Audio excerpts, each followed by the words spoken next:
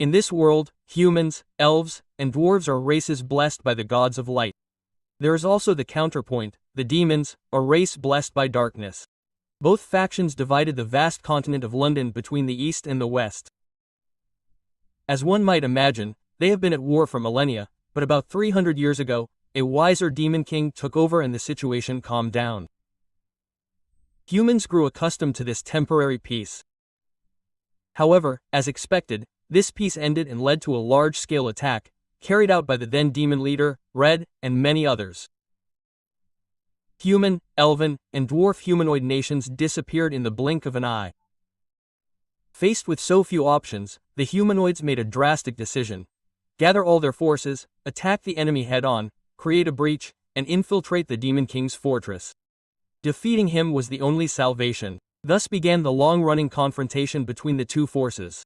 In the midst of this battle, our protagonist named Kyle asks his partner Surin if he is okay, but his companion is focused on something he just saw.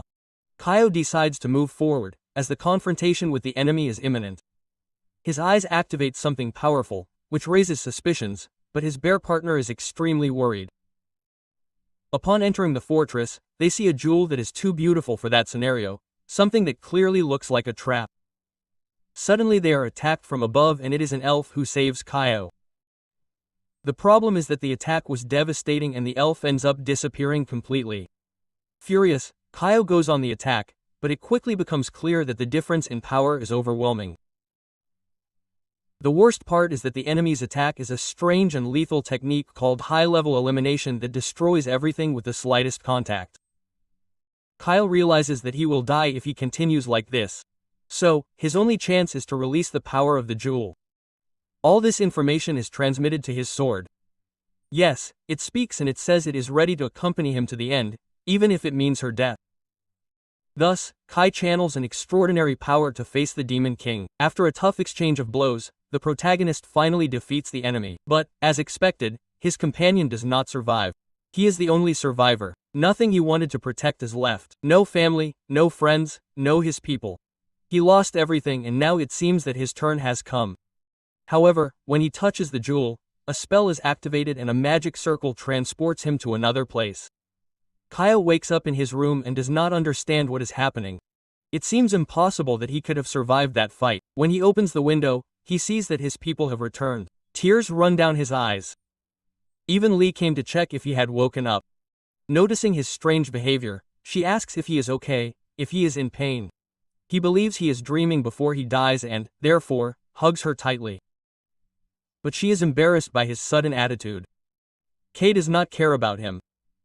It's just a dream and he wants to enjoy the moment, but the situation ends up unfolding quickly and in the end he gets a good slap, because LZ says he needs to prepare himself better for this kind of thing. He ends up looking like a fool. However, when he realizes that he really felt pain, he begins to suspect that maybe it's not a dream. He turns over the bed and finds the jewel.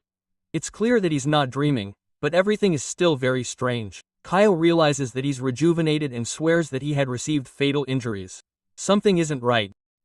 What's really happening? When he returns to the window, he sees that the village has returned to normal. It's not an illusion. Elle is fine and he really has rejuvenated. He begins to seriously wonder if he traveled to the past and if that cursed jewel is responsible for everything. At first, nothing makes sense. There shouldn't be any magic capable of making him go back in time. Even so, hungry, he goes to the kitchen and finds a freshly prepared feast. When he sits down and starts eating, he realizes how delicious the food is. He is extremely happy. Soon after, Zarin shows up, hungry. Apparently he had a lot of work to do and was waiting to eat what Lee had prepared. While complaining about the protagonist's gluttony, Kay can't stop thinking that until recently they were risking their lives in a battle against demons. Surin asks why he has such a silly expression and Kyle, not knowing what to answer, asks what day it is. Surin answers the 24th day of the 5th month of the year 2823. Kyle is surprised and confirms the date. And the blonde repeats, the 24th of the 5th month 2823. Zarin also remembers that it is the protagonist's birthday and says to consider all the food he devoured as a gift. He himself goes to beg Alice to prepare something for him too. Kyle is confused. If he really did go back to the past thanks to magic, everything that happened will repeat itself. For now, he decides to ask someone else to check if they can find out anything else. When going down the stairs in this place, Kylie ends up coming across her mother, who had supposedly died tragically. Her name is Soraya and she is surprised to see Kylie there. Oh, and in case you were wondering, she is a bookworm and hadn't even realized it was daytime. Honestly, she seems more like the protagonist's sister than his mother. Kai came to ask something very specific about magic. He wants to know if there is a magic that allows you to go back in time. Soraya answers yes. This magic exists, which surprises Kyle. She explains that it is a little-known type of magic, but that it is theoretically capable of manipulating time. The problem, according to her, is that no one has been able to use it to this day. The difficulty lies in the absurd amount of magical power required. Even if the most powerful wizard in history used all his energy, he wouldn't be able to change a single second of time. KY then asks if this would be possible with the help of a magical object. He answers that this would be interesting, since an object could work as a catalyst, but it would still be extremely complicated. It would be necessary to accumulate thousands of years of magical energy. Kay asks if a forbidden ritual could work. She thinks and says that if it is a ritual that sacrifices lives in exchange for magical power, then yes, it could work. In fact, she asks how he knows that and Kyle answers that he read it in a book. Soraya says that, although it is possible, it would be unfeasible, it would be necessary to sacrifice half the continent. The protagonist is thoughtful, but she also adds that no object could contain so much magical power, except perhaps an item that appears in a book called The Legendary Heart of the Divine Dragon, seemingly suspicious, right?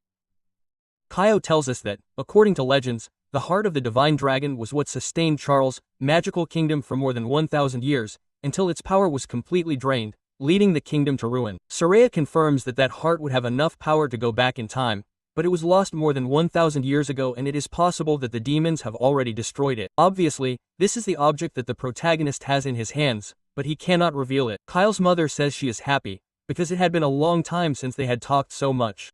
She believes that since he abandoned his sword training, he has been avoiding her. Kay tries to justify himself by saying that was not his intention. She calls him insensitive, but admits that he is acting more mature than usual, as if he had come from the future. He laughs only when he is hungry, asking if she prepared food. Kyle says yes, but that he ate it all. She is shocked and he takes the opportunity to repeat what he told Zarin, to consider the meal a birthday present. Later, alone, Kyle observes the dragon's heart and begins to wonder why all this is happening. Elle appears and Kaio immediately kneels down to apologize for what happened that morning. She says she hopes he has thought about it and Kaio explains that he had a strange dream and was confused. She asks if in the dream she had died and Kylie answers yes, more or less. With that, Lee understands everything. It is normal to want to hug someone after such an ugly dream. She tells Kyle that, taking into account everything he explained, she has decided to forgive him and even wishes him a happy birthday. However, Keno says that this village is close to the border with demonic territory and that it was one of the first to fall in the so-called Great Invasion. That day, everything turned to ashes and Lee died in the midst of the chaos. It was at that moment that Kyle swore revenge at any cost. Lee notices that he has a strange expression and asks if everything is okay. Obviously, the protagonist was immersed in his own thoughts, but he hides it by saying that he was just a little distracted. Kyle knows that this piece will end in 3 years. He is the only one who is aware of this. And if he does nothing, everything will happen the same way. He will lose everyone he loves. That is why he has just found within himself the determination necessary to change the future. He is determined to alter the destiny of this world, whatever the cost. Although it seems that Liz is dying of shame with this dramatic speech, during the night, the protagonist managed to write many of his memories and record the dates on which the events will occur. However, he knows that even if he tries to warn others about the demons' attacks, no one will believe him and think he's crazy. Apparently, he'll be alone on this mission and will need to find a way to change the fate that awaits his loved ones. And that's how the first episode ends. If you've made it this far, you're definitely one of the channel's best followers. So comment on the word future to prove it. Don't forget to like, comment, subscribe and, above all, activate the bell so you don't miss the next episodes. I'm PH and I'll see you in the next one.